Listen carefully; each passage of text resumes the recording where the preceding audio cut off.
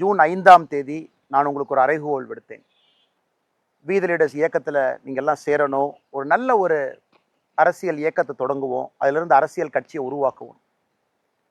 இன்னைக்கு 18 லட்சத்துக்கு கிட்டத்தட்ட எந்த எதிர்பார்ப்பும் இல்லாமல் நீங்கள் எல்லாம் சொந்தமாக வந்து ஒரு பெரிய நம்பிக்கையோடு இந்த இயக்கத்தில் இணைஞ்சிருக்கிறீங்க. ஒரு பெரிய மாற்றத்தை கொடுக்கணும் அப்படிங்கிற நம்பிக்கையோடு வந்திருக்கிறீங்க. அதனால் நான் எல்லோருக்கும் மனமாற என்னுடைய நன்றிகளை முதல்ல தெரிவிச்சுக்கிறேன். உண்மையை சொல்ல வேண்டும் என்றால், நான் ஒரு அலைபேசி எடுத்து யாருக்கும் ஃபோன் பண்ணி இந்த இயக்கத்தில் வந்து சேருங்கன்னு நான் யாருக்கிட்டையுமே சொல்லிங்க. இதற்கு முன்பு நான் சார்ந்திருந்த கட்சி அவங்களுக்கும் யாருக்கும் நான் ஃபோன் பண்ணல. தலைவரோ தொண்டரோ யாருக்கும் நான் சொல்லுவேன்.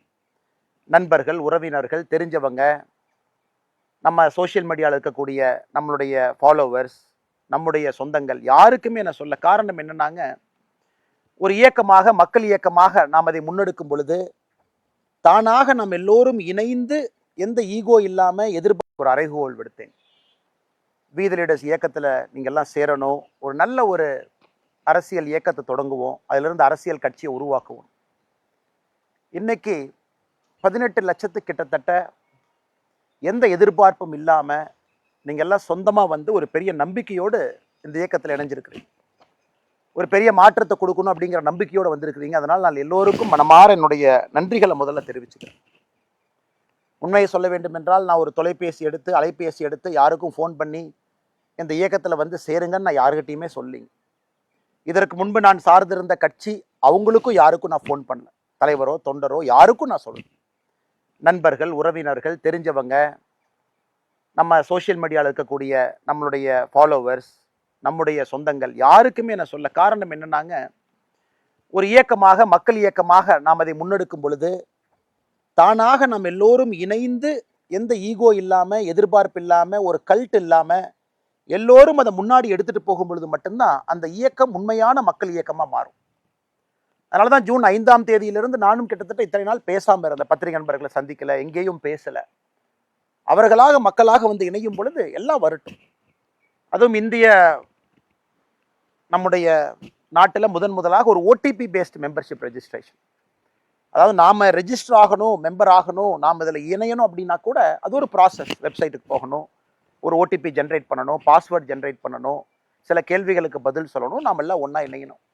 நிறைய பேர் கேட்டாங்கன்னா, இந்த மிஸ்டு கால் மெம்பர்ஷிப் நம்ம கொடுக்கலாமே, மிஸ்டு கால் மெம்பர்ஷிப்பில் மக்கள் வருவாங்களே. நான் சொன்னது ஆமாம், எல்லா சொந்தங்களும் நமக்கு வேணும், மிஸ்டு கால் மூலமாகவும் இணையணும். ஆனால் நம்ம இன்னைக்கு இயக்கமாக இருக்கும் பொழுது மக்களை பற்றியும் நம்ம தெரிஞ்சுக்கணும், நம்மளை பற்றியும் அவங்க தெரிஞ்சுக்கணும். அவங்க இணையும் பொழுது அவங்களுடைய பேசிக் டீட்டெயில்ஸ் யார், அவங்களுடைய விருப்பம் என்ன, உள்ளாட்சி தேர்தல் எப்படி பார்க்குறாங்க, அவங்க போட்டியிட விரும்புகிறாங்களா, இல்லை வாலண்டியராக ஒரு மெம்பராக இருக்கணும்னு நினைக்கிறாங்களா. அதனால தான் ரொம்ப ஆச்சரியமான விஷயம், நம்முடைய வீதி லீடர்ஸ் இந்த இயக்கத்தில், மூமெண்ட்டில் ஆயிரக்கணக்கான நண்பர்கள் நான் உள்ளாட்சி தேர்தலில் போட்டியிடணும், லட்சக்கணக்கான நண்பர்கள் நான் போட்டியிடலை. நான் ஒரு சாதாரண ஒரு வாலண்டியராக இருந்து இந்த இயக்கத்தை முன்னாடி எடுத்துகிட்டு போய் அது அரசியல் கட்சியாக மாறும் பொழுதும் நான் அங்கிருந்து மக்களுக்கு நல்ல அரசியலை கொண்டு வரணும்னு சொன்னாங்க. அதெல்லாம் பார்க்கும் பொழுது நிச்சயமாக சரியான பாதையில் தான் நம்முடைய வீதி லீடர்ஸ் போயிட்டு இருக்கு. அற்புதமான மனிதர்கள் இணைஞ்சிக்கிட்டு இருக்கிறாங்க, எந்த எதிர்பார்ப்பும் இல்லாமல். இன்னைக்கு இந்த நேரத்தில் நம்ம எங்கே இருக்கணுமோ அந்த இடத்துல இருக்கிறோம். இன்னும் நிறைய நமக்கு சொந்தங்கள் வரப்போகிறாங்க, நம்மளை பார்க்க போகிறாங்க. இன்னும் நம்ம ஆக்டிவிட்டீஸ் பெருசாக ஆரம்பிக்கலை. வீதி லீடர்ஸ் ஒரு இயக்கமாக ஆக்டிவிட்டீஸ் நடந்துகிட்டு இருக்கு. பட் நம்ம இந்த பொலிட்டிக்கல் மூவ்மெண்ட், சேஞ்ச் மூவ்மெண்ட் ஆரம்பித்த பிறகு இதனுடைய ஆக்டிவிட்டி வேற தன்மைக்கு போகுது. அதையும் நம்ம ஆரம்பிக்க போகிறோம். ஜூலை மாதத்திலிருந்து மக்கள் பார்க்க போகிறாங்க. ஆனால் பெரும் நம்பிக்கையோடு, ஒரு பெரும் எதிர்பார்ப்போடு, பெரிய கனவுகளோடு, நிச்சயமாக இந்த இயக்கம் பொய் சொல்லாது, நம்மை தவறான வழியிலே அழைத்து செல்லாது என்கின்ற நம்பிக்கையோடு வந்திருக்கக்கூடிய எல்லா பெரியோர்களுக்கும், தாய்மார்களுக்கும், நண்பர்களுக்கும், சகோதர சகோதரிகளுக்கும் என்னுடைய மனமார்ந்த நன்றிகளை தெரிவிச்சுக்கிறேன். ஏன் நான் இங்கே நிற்கிறேன்னாங்க, இது நான் வாழ்ந்த இடம், இங்கே தான் நான் வாழ்ந்த இடம். இந்த இடத்துல தான் கிட்டத்தட்ட 20 ஆண்டு காலம் என்னுடைய வாழ்க்கையை கழித்தேன். என்னோட தோட்டம், அப்பா அம்மா விவசாயம் பார்த்து என்னை படிக்க வச்சு என்னை வளர்த்தின இடம். இந்த இடத்துல தான் நான் எப்பவுமே தூங்குவேன். ஒரு தோட்டத்துக்கு ஒரு களம் இருக்கும், இதுதான் நம்முடைய களம். இந்த களத்தில் பெரும்பாலுமே நம்மை பொறுத்தவரை புகையில, முக்கியமான பொருட்கள் என்ன விளைவிக்கிறோமோ அதை கொண்டு வந்து இந்த களத்தில் போடுவோம். எல்லா தோட்டத்துக்குமே ஒரு களம் இருக்கும். இந்த காலத்தில் களம் காணாமல் போயிட்டு இருக்கு, ஒரு பெரிய களம். அப்போ என்னை பொறுத்தவரை இந்த களம் தான் எனக்கு பெட்ரூம்.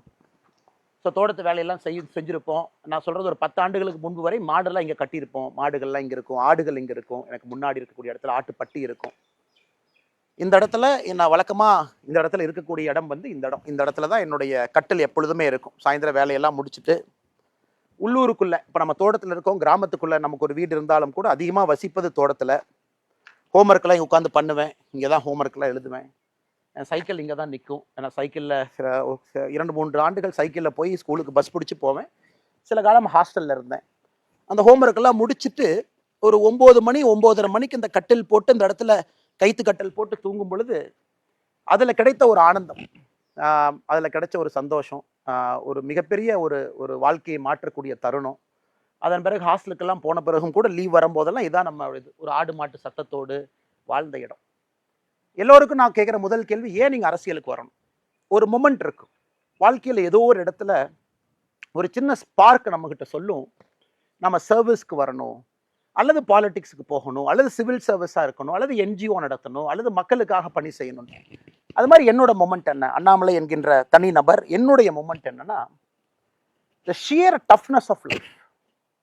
ஒரு கிராமத்தில், ஒரு வில்லேஜில் நம்ம வாழும் பொழுது எவ்வளவு கஷ்டமான ஒரு வாழ்க்கை அப்படிங்கிறது சின்ன வயசுல இருந்தே எனக்கு ஒரு பெரிய ஒரு மாற்றத்தை, இந்த கஷ்டம் மற்றவங்களுக்கு வரக்கூடாது. நம்மகிட்ட நிலம் இருக்கு, விவசாயம் பண்றோம். எத்தனையோ நிலமில்லாத மனிதர்கள் இன்னைக்கு விவசாயம் பண்றாங்க, கூலி தொழிலாளர்களா இருக்கிறாங்க. சாதாரண ஒரு 10க்கு 10 வீட்டில் குழந்தைகள் படிச்சுட்டு இன்னைக்கு பெரிய ஆட்களாக வர்றாங்க. அந்த மாதிரி கஷ்டம் இல்லை என்றாலும் கூட எனக்கே உரித்தான ஒரு கஷ்டம். விவசாயத்தை நம்பி மட்டும்தான் நம்முடைய வாழ்க்கை. ஆடு மாடு, குட்டி, பால் விற்கிறது, குட்டி விற்கிறது. இங்கே வரக்கூடிய முருங்கை முதல்ல ஒரு காலத்தில் இது ஃபுல்லாக முருங்கை மரமாக இருக்கும். அந்த முருங்கையிலிருந்து வரக்கூடிய வருமானம் அதெல்லாம் நம்மளைய படிக்க வச்சது, சில இடத்துக்கு கொண்டு போச்சுங்க. அப்போ அந்த ஷியர் டஃப்னஸ் ஆஃப் லைஃப், எவ்வளோ கஷ்டம். முருங்கை மரம் காய்க்கல பிரச்சனை, ஆடு குட்டி போடும் பொழுது குட்டி இறந்துருச்சு, நம்ம 5000 ரூபாய்க்கு விற்க வேண்டிய குட்டி இறந்து போச்சுன்னா எதுவுமே வராது. ஒரு குட்டி லாஸ் ஆனால் கூட, இறந்தாலும் கூட அந்த குடும்பத்துக்கு அது ஒரு பெரிய லாஸ். ஒரு மாடு கண்ணு போட்டு, எனக்கு தெரியும், ஒரு மாடோ கண்ணோ இறந்துட்டா ஊரில் கிராமத்தில் இருக்கிறவங்க எல்லாம் இங்கே வருவாங்க, கிராமத்தில் இருக்கிறவங்க எல்லாம் இங்கே வருவாங்க.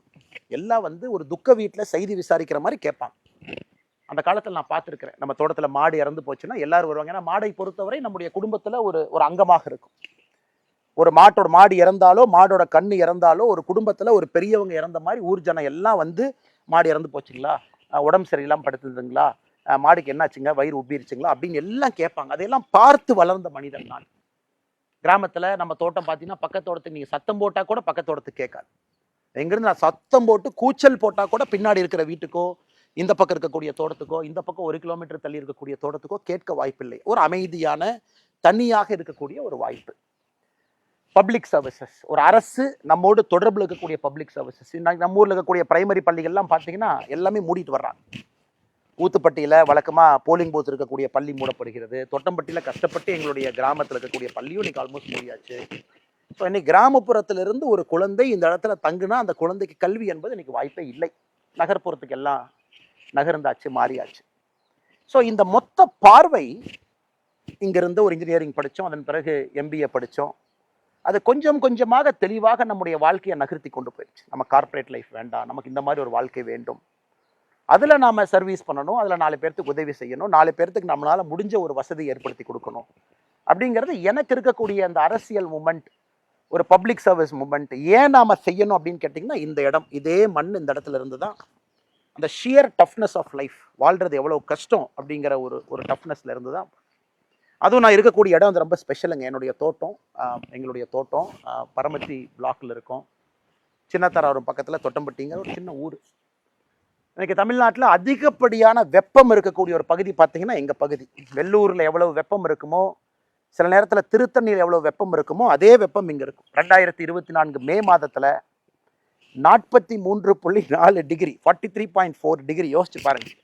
இது வந்து சவுதி அரேபியாவில், மிடில் ஈஸ்டில் இருக்கக்கூடிய ஹீட்டு இன்னைக்கு இந்த இடத்துல 43.4 டிகிரி 2024 மேலே ரெக்கார்ட் ஆச்சு. இந்த வருஷம் மே 2026, இந்த வருஷம் மே 41.5 டிகிரி. ஸோ மக்கள் இதில் வசிக்கிறாங்க, விவசாயம் பண்ணுறாங்க, ஆடு மாடுகள் கொண்டு வர்றாங்க. இத்தனை பிரச்சனைகளோடு வயதானவர்கள் இந்த ஊரில் வசிக்கிறாங்க. இது தமிழ்நாட்டில் இருக்குது, நம்முடைய ஊரில் இருக்குது. இல்லை பிரச்சனை என்னங்க, வறட்சி பகுதி. இங்கே இருக்கக்கூடிய இடமெல்லாம் பார்த்தீங்கன்னா சுண்ணாம்புக்கல்னு நம்ம சொல்லுவோம், வெங்கச்சாங்கல், சுண்ணாம்புக்கல். ஸோ இது வந்து மலையை ஜென்ரலாக உறிஞ்சாதுன்னு ஒரு விஷயம் இருக்குது. ஏகப்பட்ட ஹீட்டு, கிரீன்ஸ் எல்லாமே, கிரீன் என்விரான்மெண்ட் எல்லாமே அழிஞ்சிக்கிட்டு போகுது. வேலிகள் எல்லாம் காணாமல் போகுது. இன்னைக்கு உயிர் வேலிகள் நம்ம போடுறது கிடையாது, கம்பி வேலி போடுறோம். அப்படி இருக்கும் பொழுது மொத்த வெப்பம் இங்கே அதிகமாக இருக்குது. ஸோ அப்போ இங்கே ஆல்மோஸ்ட் விவசாயம் செய்ய முடியாது அப்படிங்கிற ஒரு இதில் என்னோட அப்பா அம்மா எல்லாருமே எனக்கு கஷ்டப்பட்டு சொல்லி கொடுத்தது, எப்படியாச்சும் படித்து தப்பிச்சு போயிரு, எப்படியாச்சும் படித்து இந்த ஊரை விட்டு போயிரு, எப்படியாச்சும் படித்து தோட்டத்தை விட்டு போயிரு, எப்படியாச்சும் படித்து விவசாயத்துலேருந்து தப்பிச்சு வெளியே போயிரு. ஆனால் எல்லா பக்கம் சுற்றி அடிச்சுட்டு நான் ஃபைனலாக வந்தது இங்கே தான். 2020 என்னுடைய பதவி போலீஸ் சர்வீஸில் வேண்டான்னு வந்ததுக்கப்புறம் இங்கே வந்து பெரும் முயற்சி எடுத்தேன். விவசாயம் செய்யணும்னு பெரும் முயற்சி. தண்ணி இல்லை, 3-4 போர் போட்டு எல்லா போரும் ஒன்றொன்னா பொக்காமல் தண்ணி இல்லாமல் முயற்சி எடுத்து தோட்டமெல்லாம் எப்படி பண்ணலான்னு ஒரு பெரிய கனவுகளோடு இயற்கை விவசாயத்தை கொண்டு வரணும், ஆட்டுப்பண்ணை கொண்டு வரணும்னு பண்ணி இன்றைக்கி அந்த ஆட்டுப்பண்ணை போயிட்டுருக்கு. இருந்தும் நான் நினைச்ச அளவுக்கு ஒரு ஸ்கேல் இல்லை இங்கே செய்ய முடியாத காரணம் இங்கே இருக்கக்கூடிய தன்மை, சாயிலினுடைய ஃபர்டிலிட்டி தன்மை, குறிப்பாக மழை வரத்து, ஹீட். இன்னைக்கு கரூரில் மட்டும் நீங்கள் ரொம்ப ஆச்சரியப்படுற விஷயம் பார்த்தீங்கன்னா, கரூர் மாவட்டத்தில் மட்டுமே தமிழ்நாடு முழுவதுமே ஒரு லேண்டை நம்ம கல்டிவேட் பண்ண முடியும், ஒரு லேண்டை நாம சாகுபடி பண்ண முடியும், ஒரு லேண்டில் ஒரு பயிர் செய்ய முடியும். ஆனால் அதில் நம்ம பயிர் செய்யலை அப்படின்னா அதை கல்ச்சரல் லேண்ட் அப்படிங்கிறாங்க. அது எதுக்கு அந்த பேர் கொடுத்துருக்காங்கன்னு தெரியல. அதான் அரசனுடைய கிளாசிஃபிகேஷன், கல்ச்சரல் லேண்ட் அப்படிங்கிறாங்க. கல்ச்சரபிள் லேண்ட். இன்னைக்கு தமிழ்நாட்டில் 8.8 லட்சம் ஏக்கர் நிலம் கல்ச்சரபிள் லேண்ட். அதாவது 8.8 லட்சம் ஏக்கர் நிலத்தில் விவசாயம் பண்ணலாம், ஆனால் விவசாயம் பண்ணாமல் இருக்கலாம். அந்த தமிழ்நாட்டினுடைய மொத்த 8.8 லட்சம் ஏக்கரில் கரூர் மாவட்டத்தில் மட்டுமே 1.8 லட்சம் இருக்கு. யோசிச்சு பாருங்க. ஸோ அந்த அளவுக்கு நிலம் வந்து விவசாயம் செய்ய முடியல. ஹீட்டு, தண்ணி இல்லை, வறட்சி, நீர்ப்பாசன வசதிகள் இல்லை, குழந்தைங்க படிச்சுட்டாங்க, ஊர் தாண்டி போயிட்டாங்க, பெரியவங்க மட்டும்தான் தோட்டத்தில் இருக்கிறாங்க, விவசாயம் செய்ய முடியல. எல்லாமே ஒரு காரணம். அதில் இன்னொரு ஆச்சரியம் பார்த்தீங்கன்னா, ஒரு இடம் வந்து ரொம்ப பசுமையாக இருக்கணும், ரொம்ப கூலாக இருக்கணும், ஹீட் இருக்கக்கூடாதுன்னா 32 விழுக்காடு ஃபாரஸ்ட் இருக்கணும். மரம் என்பது 32 விழுக்காடு இருக்கணும் ஃபாரஸ்ட். இன்னைக்கு கரூர் மாவட்டத்தில் மொத்தமாக நீங்கள் ஃபாரஸ்ட்னு பார்த்தீங்கன்னா 4 விழுக்காடு, 4% இருக்கு. ஏன்னா காரணம் கொஞ்சம் கொஞ்சமாக விவசாயத்தை நம்ம பயிர் செய்யும் தொழிலாக அதில் கேஷ் கிராப்பாக பார்க்குறோம். ஸோ அதனால் இவ்வளவு பிரச்சனைகளை தீர்க்க முடியுமா அப்படிங்கிறதுக்கு முதலாக கரூரில் வந்து நான் வேலையை விட்டு வந்து இங்கே ஆரம்பித்தது தான் வி த லீடர்ஸ் ஃபவுண்டேஷன். நான் நிறைய பேர் இன்னைக்கு 18 லட்சம் பேர் கிட்டத்தட்ட நெருங்கி வி த லீடர்ஸ் வந்துட்டீங்க. இன்னும் லட்சக்கணக்கான பேர், இன்னும் கோடிக்கணக்கான நண்பர்கள் நம்ம ஒன்றாக இணைந்து வி த லீடர்ஸில் வேலை பார்க்க போகிறோம். அப்போ எங்கே ஆரம்பிச்சதுன்னு கேட்டிங்கன்னா, இங்கே ஆரம்பிச்சது. எதுக்கு ஆரம்பிச்சதுன்னா விவசாயத்துக்காக ஆரம்பிச்சது. அப்போ வி த லீடர்ஸில் முதலாக 2020 நான் செஞ்சதே இங்கே இருக்கக்கூடிய முருங்கை விவசாயிகளை சேர்ந்து ஒரு எஃபிஓ ஆரம்பிக்கணும். இன்னைக்கு எஃபிஓ பார்த்தீங்கன்னா இன்னைக்கு ஃபேஷன் ஆயிடுச்சு. இன்னைக்கு எல்லாருமே எஃபிஓ ஆரம்பிக்கணும், விவசாயிகள் ஒன்றா இணையணும். ஸோ 2020 என்னுடைய முயற்சி எல்லாம் இங்கே இருக்கக்கூடிய முருங்கை விவசாயிகளை ஒன்றாக இணைத்து ஒரு ஃபார்மர் ப்ரொடியூஸ் ஆர்கனைசேஷன் ஆரம்பிக்கணும். அதில் நம்முடைய முருங்கைக்காயினுடைய விலையை நாம் சப்போர்ட் பண்ணணும். நம்முடைய முருங்கைக்காய் விலை தனித்தனியாக, உதாரணத்துக்கு இந்த இடத்த பார்த்தீங்கன்னா இதெல்லாம் ஒரு காலத்தில் முருங்கை மரமாக இருந்த இடம். இதெல்லாம் இன்னைக்கு நம்ம ஆட்டுப்பட்டி இருக்குது, 2 முருங்கை மரம் பார்க்குறீங்க, அந்த பக்கம் ஒரு 4 முருங்கை மரம் இருக்குது. இதெல்லாம் முருங்கை மரம் இருக்கக்கூடிய இடம். இது முழுவதுமாக இந்த முருங்கை மரம் எங்களுக்கு சாப்பாடு போட்டுச்சு, வருமானம் கொடுத்துச்சு. இந்த முருங்கை மரம் ஒரு ரொம்ப ஸ்பெஷல் முருங்கை மரம். இப்போ தமிழ்நாட்டில் பார்த்தீங்கன்னா அக்ரிகல்ச்சர் யூனிவர்சிட்டியினுடைய வெரைட்டி 2-3 வெரைட்டி இருக்குது, கருமுருங்கை இருக்குது, நிறைய வெரைட்டி இருந்தாலும் கூட இந்த நம்முடைய மூலனூர், சின்னதாராபுரம், காப்பரமத்தி, வைரமடை, அரவக்குறிச்சி, பள்ளப்பட்டி இந்த பகுதியில் வரக்கூடிய முருங்கைக்காய் என்பது கிட்டத்தட்ட வருடம் முழுசுமே காய்க்கும். 12 மாசத்துல குறைந்தபட்சம் 9 மாசம் காய்க்கும். அதிக வருமானம் வரக்கூடிய நாட்டு முருங்கை, மூலனூர் வகைன்னு சொல்லலாம். நம்மளுக்கு ஒரு லோக்கல் பேர் நம்ம சொல்லிக்கலாம். இந்த முருங்கைக்காய் அப்படியே கத்தையை எடுத்துட்டு செவ்வாய்க்கிழமை சந்தை, பக்கத்து சந்தைக்கு போனீங்கன்னா அப்படி கிராமத்தில் பார்த்தீங்கன்னா சந்தைக்கு எடுத்துட்டு போவாங்க. அது கண் முன்னால் கொஞ்சமாக அழிய ஆரம்பித்து வருமானம் இல்லைன்னும் பொழுது இதை நாம் ஒரு எஃபிஓ கொண்டு வந்து முருங்கை விவசாயிகளை ஒன்றாக இணைத்து 1000 பேர்த்து இணைச்சு ஒரு எஃபிஓ உருவாக்கலாமா அப்படிங்கிறக்காக வி த லீடர்ஸ் ஃபவுண்டேஷன் விவசாயத்தை நோக்கி வந்தோம். அதனால தான் ஆரம்பத்தில் வி த லீடர்ஸ் ஃபவுண்டேஷனுடைய ஆஃபீஸஸே பார்த்தீங்கன்னா அரவக்குறிச்சியில் இருக்கும், சென்னையில் இருக்கும், வேலாயுதம்பாளையத்தில் இருக்கும். எல்லாமே கரூர் மாவட்டத்துக்குள்ள நான் எங்கே பிறந்து வளர்ந்தோன்னா அந்த இடத்த சுற்றி அது இருக்கும். அது நம்ம ரொம்ப தெளிவாக இருந்தோம். அரசியலுக்கும் இதுக்கும் சம்பந்தம் இல்லை. வி த லீடர்ஸை பொறுத்த வரைக்கும் மக்களுக்கு சேவை செய்யறக்கா இருக்கணும். அரவக்குறிச்சியில் சொன்னாங்க, அரவக்குறிச்சி ஆஃபீஸில் நம்ம வாலண்டியர்ஸ் அண்ணா, நீங்கள் இன்னைக்கு ஒரு அரசியல் இயக்கத்தில் இருக்கிறீங்க, நிறைய இஸ்லாமிய பெண்கள் வந்து எங்களுக்கு வி த லீடர்ஸ் ஃபவுண்டேஷனில் டெய்லரிங் ஒர்க் ஷாப் பண்ணி கொடுங்கன்னு கேட்குறாங்க, ஆனால் பண்ணலாமான்னு நான் சொன்னேன், கண்டிப்பாக பண்ணணும். அவர்களுக்காகத்தான் இந்த ஃபவுண்டேஷனே நடத்துகிறோம், அவர்களுக்காகத்தான் நம்ம நடத்துகிறோம். அவங்களுக்கு என்னைய பிடிக்காமல் இருக்கலாம், பிடிக்கலாம், அவங்க என்னைய வேறு பார்வையில் பார்க்கலாம். நம்மை பொறுத்தவரை எல்லா மதத்துக்கும் நாம் சமமாக இருப்போம், அதில் எந்த மாற்று கருத்தும் இல்லை. அதனால தான் எனக்கு ரொம்ப சந்தோஷம். அரவக்குறிச்சி வி த லீடர்ஸ் ஃபவுண்டேஷனில் 100கணக்கான இஸ்லாமிய சகோதரிகள், அவங்களுக்கு நம்ம டெய்லரிங் ஒர்க் ஷாப் கொடுத்து அவங்களுக்கு அந்த ஸ்கில் சர்வே கொடுக்கும் பொழுது நான் இன்டென்ஷனலாகவே அந்த நிகழ்ச்சிக்கு போகலை. நாம் ஸ்டேஜுக்கு போய் அவங்க நம்மளோட இருந்து ஃபோட்டோலாம் எடுத்து அதுக்கு தேவையில்லாமல் பொலிட்டிக்கல் ஆகி அந்த சகோதரிக்கு ஏதாவது தொந்தரவு வந்துட போகுது அப்படிங்கிறக்காக கூட போகல. அந்தளவுக்கு சில இடத்துல நான் பின்னாடி தான் இருந்தேன். இன்னைக்கு சிலம்பமாக இருக்கட்டும், அந்த இடத்துல செஸ் ட்ரைனிங்காக இருக்கட்டும், நிறைய வேலைகளை நம்முடைய சகோதரர் பாஸ்கர், அவங்க நம்முடைய அரபுக்குறிச்சியினுடைய வாலண்டியராக இருக்கிறாங்க. ரொம்ப சிறப்பான ஒரு மனிதர், ரொம்ப எக்ஸ்ட்ரீம்லி கமிட்டட். 5 வருஷமாக நான் பார்க்குறேன் நம்முடைய அமைப்பில் எந்த எதிர்பார்ப்பும் இல்லாமல் கிராஸ் ரூட்ஸில் ஒரு அற்புதமாக பணி செய்யக்கூடிய பாஸ்கர் அந்த பகுதியிலிருந்து ஒரு பெரிய மாற்றத்தை அந்த பகுதியில் நடத்தியிருக்காரு. அதே போல் இந்த பக்கம் நம்முடைய தென்னிலையில் வீத லீடர்ஸ் ஃபவுண்டேஷன், அங்கே சுமேஷ் நம்முடைய சகோதரர் ரொம்ப நல்லா ஹார்ட் ஒர்க்கிங் வாலண்டியர். சின்ன உள்ளூர்லேயே படித்த ஒரு பையன் வாலண்டியராக கொண்டு வந்து ட்ரெயின் பண்ணி 2020 சுமேஷ் சொன்னார்னா, நம்ம ஊரில் பிரச்சனை வந்தீங்கன்னா ஆடுகள் நிறையா இருக்குங்க பாருங்க, நம்ம தோட்டத்துக்குள்ள ஆடுகள் அங்கே நிற்குது, செம்பரி ஆடுகள் நிற்குது. ஆனால் ஆடுகளுக்கு வந்து நம்ம ஊசி போடணும், வெட்டினரி டாக்டரை கூப்பிட்டு ஒரு ஆட்டுக்கு ஊசி போட்டோம்னா அதே ஒரு பெரிய செலவுங்கண்ணே. ஆட்டுக்கு எவ்வளோ செலவு பண்ணணும், சில பேர் 10 ஆடு 20 ஆடு வச்சிருப்பாங்க. நாமளே மருந்து வாங்கினா பல்கா ஒரு வெட்டினரி டாக்டரை ஹையர் பண்ணி நாமளே ஊசி போட்டா என்னங்கண்ணே? கண்டிப்பாக பண்ணுங்க தம்பி, எந்த தப்பு இல்லை. நம்ம பண்ணுற நோக்கம் மக்களுக்கு நல்லது நடக்கணும், மக்களுடைய வாழ்வாதாரத்தை கொஞ்சம் எளிமைப்படுத்தணும் அப்படிங்கிறக்காகத்தான் நோக்கம். அப்போ கிட்டத்தட்ட 8500 ஆடுகளை தாண்டி அங்கே நாம் ஆடுகளுக்கு பார்த்தீங்கன்னா இந்த நிறைய நோய் வரும். குறிப்பாக ஆடு உணவு உள்ளக்கூடிய பகுதி, வாய்ப்பகுதியில் நிறைய வரும். அது அப்புறம் பூச்சி வரும், சொத்தை வைக்கும், எல்லாம் போகும். அதெல்லாம் நீங்கள் பக்காவாக பார்த்துக்கணும். சரியான நேரத்தில் அதுக்கு வந்து தடுப்பூசி போடணும்.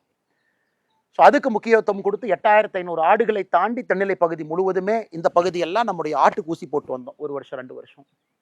அப்புறம் மாடுகளுக்கு ஊசி. இதெல்லாம் பார்த்தீங்கன்னா ஒரு இடத்துலையும் அந்த தன்மைக்கு தகுந்த போல வீத லீடர்ஸை நம்ம அலோவ் பண்ணோம். நீங்கள் இப்படி பண்ணுங்க, கோயம்புத்தூரில் வீத லீடர்ஸனுடைய ஆஃபீஸ் இருக்கீங்க, இந்த மாதிரி நீங்கள் வேலை பாருங்க, நமக்கு எந்த அப்ஜெக்ஷனும் கிடையாது. நம்முடைய நோக்கம் to touch humanity, to make a change. அப்புறம் தனியார் நிறுவனத்தோடு இணைந்து இன்ஜினியரிங் கல்லூரி, ஆர்ட்ஸ் கல்லூரியில் இணைந்து அவங்களுக்கு ஸ்கில்லிங் பயிற்சி, ப்ராஜெக்ட் தலைவா, இப்போ அது ப்ராஜெக்ட் தலைவாங்கிற பேரில் இருக்குது. இதுக்கு முன்பு ஒரு 5 இன்ஜினியரிங் காலேஜஸ், 3 டிப்ளமோ கல்லூரிகளில் அவங்கள பிளேஸ்மெண்ட் ரெடியாக செய்யணும் அப்படின்னு அது ஒரு பெரிய நோக்கத்தோடு செஞ்சோம். ஸோ இத்தனை காலமாக ஏன்னா வீத லீடர்ஸ் பற்றி உங்களுக்கு ஒரு அறிமுகம் இருக்கணும் அப்படிங்கிறக்காக நான் பேசுகிறேன், இது தவறாக நினச்சிக்காதீங்க.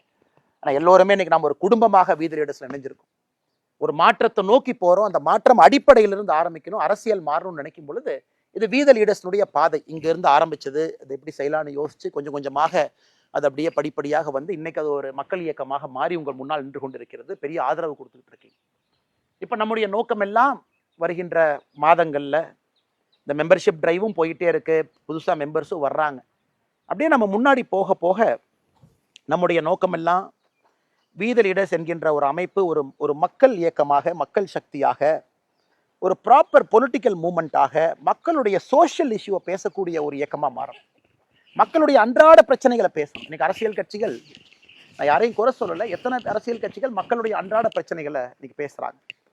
ஒரு நடுத்தர குடும்பத்தினுடைய வாழ்க்கை, விவசாயம் பார்த்தீங்கன்னா இன்னைக்கு நிலத்தில் எங்கேயுமே விவசாயம் பண்ணக்கூடிய முடியாது, உணவுப் பொருட்களில் நச்சாயிட்டு இருக்கு, காற்று சுகாதாரம் இல்லாத ஒரு காற்று, ஆரோக்கியம் இல்லாத நிறைய வாழ்க்கைகள், அர்பன் கன்ஜெஷன், ரூரல் ஏரியாவிலிருந்து அடுத்த தலைமுறை பட்டதாரிகள் எல்லாம் வெளியே போயிட்டு இருக்காங்க. அப்போ நம்ம இதை பற்றி நம்ம எதுவுமே பேசுறது. இன்னும் 10 ஆண்டுகள் கழிச்சு இந்த இடம் எப்படி இருக்கும் சத்தியமாக எனக்கு தெரியாது. ஊர் எப்படி இருக்கும் தெரியாது, கிராமம் எப்படி இருக்கும் தெரியாது. இளைஞர்கள் யாராவது வந்து நம்ம ஊரில் விவசாயம் பண்ணுவாங்களா? கண்டிப்பாக தெரியாது. இதையெல்லாம் மாற்றணும். இந்த இஷ்யூஸ் எல்லாம் கையில் எடுக்கணும். ட்ரக்ஸ் ஒரு பெரிய பிரச்சனை, எல்லாத்தையும் பாதிக்குது. வேர்ல்டு ஃபுல்லாக நமக்கு தெரியும். ஒரு ட்ரக்ஸை முடிவுக்கு கொண்டு வரணும்னா சப்ளை சைடு இருக்குது, டிமாண்ட் சைடு இருக்குது. சப்ளைனா ட்ரக்ஸ் விற்கிறவன், டிமாண்ட்ஸ்னா ட்ரக் வாங்குறவன். சப்ளை சைடில் எங்கேயுமே சாதனை நடந்ததை நம்ம பார்த்ததில்லை. சப்ளை எவ்வளோ கண்ட்ரோல் பண்ணாலும் புதுசாக ஒரு சப்ளையர் வருவான். ஆனால் டிமாண்டை கண்ட்ரோல் பண்ணால் ஒரு மாணவனோ ஒரு மனிதனோ நான் ட்ரக்ஸ் எடுக்க மாட்டேன் டிமாண்ட் சைடில் கை வச்சிங்கன்னா ட்ரக்ஸ் ரிடக்ஷன் குறையும். இதான் வேர்ல்டு ஃபுல்லாக, அமெரிக்காவில் தான் நடந்திருக்கு, ஐரோப்பிய நாடுகளில் தான் நடந்திருக்கு. அதை வீத லீடர்ஸ் நம்ம கையில் எடுப்போம்.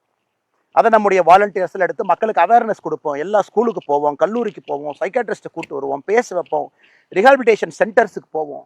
இது ஒரு மாஸ் பப்ளிக் மூவ்மெண்ட்டாக வார் அகெயின்ஸ்ட் ட்ரக்ஸை கிரவுண்டில் நடத்துவோம். யூனிஃபார்ம்டு காக்கி நம்முடைய நண்பர்கள் அவங்களுடைய பணி அவங்க செய்யட்டும். நம்முடைய நோக்கம் எல்லாம் இந்த வார் அகெயின்ஸ்ட் ட்ரக்ஸை கிரவுண்டில் வந்து நம்ம செய்யணும். அது ஒரு பெரிய ஒரு விஷயம். இதெல்லாம் மக்கள் பிரச்சனை, இதை மக்கள் நாம தீர்க்கணும். யாரோ ஒரு 4 போலீஸ் ஆஃபீஸர் இருக்காங்க, நார்கோட்டிக்ஸ் கண்ட்ரோல் பியூரோ இருக்கு, எஸ்பி இருக்காங்க, அவங்க செய்வாங்க. அவங்களால சப்ளைல எவ்வளோ பண்ண முடியுமோ பண்ணட்டும். அது இன்னெஃபிஷியண்டாக பண்ணுறாங்க, எஃபிஷியண்டாக பண்ணுறாங்க. அதுக்குள்ளே நம்ம போக விரும்பலைங்க. நாம ஒரு இயக்கமாக, ஒரு வாலண்டியர் மூமெண்ட்டாக நாம் இதை செய்ய வேண்டும் என்கின்ற நோக்கத்தில் நாம் இதை செய்யணும். இன்னொரு சிறு முயற்சியும் கூட ஒரு தனி மனிதனாக, ஏன்னா கரூரில் 4% தான் காடுகள் இருக்குது. சூடு, வெப்பம். சார் நாம் என்ன செய்ய போறோம்? என்னுடைய கேள்விகள் எப்பொழுதுமே நாம் என்ன செய்ய போறோம் அப்படிங்கிறது. அப்ப முடிவு பண்ண நம்முடைய தோட்டத்தினுடைய ஒரு பகுதியை வனக்காடாக மாற்றணும். வனக்காடாக நம்ம மாற்றணும். மரங்களை கொண்டு வரணும். மரங்களை நட்டு வைக்கணும். எல்லா விதமான மரங்கள் இங்க இருக்கு. இங்க பாத்தீங்கன்னா ராஜமுந்திரி எலுமிச்சை, அதாவது இந்த ஹீட்டுக்கு 40 டிகிரி ஹீட்ல நிற்கக்கூடிய தன்மை இந்த எலுமிச்சைக்கு தான் இருக்கு. பாலாஜி லெமன் சொல்லுவாங்க. அந்த பக்கம் தேக்கு இருக்கு, மகோகனி இருக்கு, பலா இருக்கு. இந்த எல்லாமே நம்ம கொண்டு வந்திருக்கோம். நெல்லிக்காய் கொண்டு வந்திருக்கோம். ஸோ இது எல்லாமே இங்கே வந்து நம்ம மரத்தை வச்சு ஃபஸ்ட்டு இந்த இடத்த கொஞ்சம் க்ரீன் ஸ்பேஸ் நம்ம உருவாக்கும். முடிஞ்ச வரைக்கும் நம்முடைய தோட்டத்தில் நாம் ஒரு வேலி அடைக்கிறோம் அப்படின்னா அது உயிர் வேலி இருக்கும். கம்பி வேலி போட்டாலும் கூட உயிர் வேலியோடு சேர்த்து நாம் போடணும். அந்த மாதிரி ஒரு கோழிகள் இருக்குது, அவங்க வர்றாங்க, கோழிகளுக்கு தேவையான பொருட்கள் இங்கே கிடைக்கும். நம்ம போட்டிருக்கக்கூடிய வேலியெல்லாம் முடிஞ்ச வரைக்கும் சில இடத்துல நம்ம போட்டிருக்கலாம், இங்கே வேலியே இல்லை, அதனால் நம்ம கம்பி வேலி போட்டிருக்கோம். ஸோ நம்மளால் என்ன முடியுமோ இந்த மரங்கள்லாம் எப்படி நம்ம கொண்டு வர்றது, அந்த மரங்களை எங்கிருந்து கொண்டு வர்றது. வனத்துக்குள் திருப்பூர் ஒரு அற்புதமான ஒரு இயக்கம். இன்னைக்கு இந்த பகுதி முழுவதுமே போய் நிறைய மரங்களை விவசாய இடத்துல வச்சுக்கிட்டு இருக்கிறாங்க. அவங்க உதவியை கேட்டு இன்னைக்கு எல்லாம் ஒரு 6-7 மாதத்துல ஒரு வருஷத்துக்குள்ளேயே மரங்கள் எல்லாம் அப்படி வர ஆரம்பிச்சிருக்கு.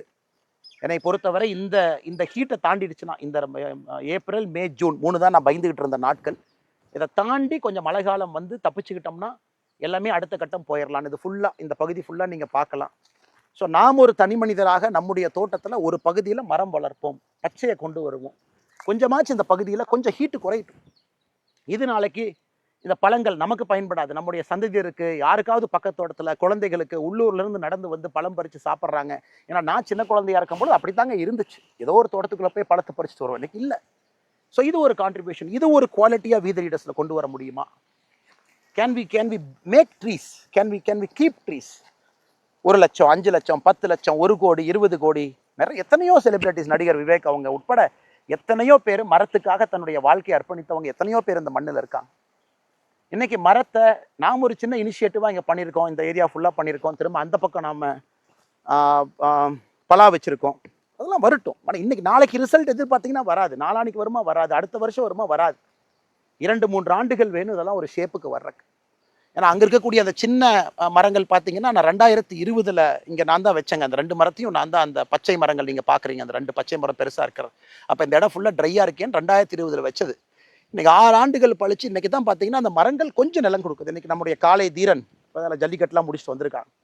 ஸோ தீரன் காளைக்கு அங்கே தான் நான் வரும்போது அங்கே நிப்பாட்டி எல்லாம் குளிப்பாட்டிக்கிட்டு இருந்தாங்க. ஸோ அந்த மரத்துக்கு கீழே இது 6 ஆண்டுகள் ஆச்சு இந்த ஹைட்டுக்கு வந்து இந்த ஷேடு வர்றதுனால நிச்சயமாக இது வரும். ஸோ வீத லீடர்ஸ் நான் அடிக்கடி சொல்றது பொறுமை பொறுமை பொறுமைன்னு என்ன சொல்கிறேன் அப்படின்னாங்க, இன்னைக்கு நீங்கள் விதைச்சிங்கன்னா நாளைக்கு காலையில் அறுவடை பண்ண முடியாது. வேண்டாம்.